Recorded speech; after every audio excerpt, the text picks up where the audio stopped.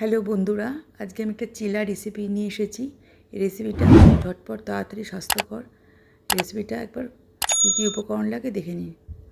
এই রেসিপিটা বানাতে আমি চিড়ে নিয়েছি 200 গ্রাম, তার সঙ্গে সুজি নিয়েছি 50 গ্রাম, আর একদম কম নিয়েছি 2 চামচ বেসন।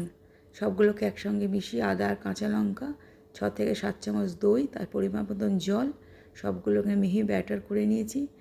একটা তড়কা দিয়েছি, তার মধ্যে সর্ষে, কারি পাতা আর গোটা জিরে ওর সাথে মিশিয়ে দিয়ে ব্যাটারটা 20 মিনিট ঢাকা দিয়ে রেস্টে রাখতে হবে। তারপরে যখন 20 মিনিট পরে পরিমাপ মতো লবণ দিয়ে ভালো করে নাড়িয়ে এবার আমাদের ব্যাটার রেডি চিলা তৈরি করার জন্য। ফ্রাইং প্যানে 2 চামচ তেল দিয়ে 1 হাতার অল্প আমি ব্যাটারটা দিয়ে দিয়েছি এবং পাতিয়ে দিলাম। এরপরে গ্রেট করা গাজর, সঙ্গে কাঁচা পেঁয়াজ, এখানে কাঁচা লঙ্কা খেলে দিয়ে দেবেন। এবার গ্যাসটাকে কমিয়ে বাড়িয়ে সেদ্ধ হওয়ার জন্য অপেক্ষা করতে হবে।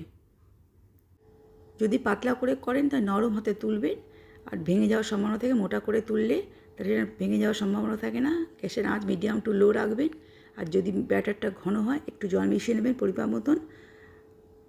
কেমন লাগলো কমেন্টে লিখে লাইক, শেয়ার, সাবস্ক্রাইব করবেন।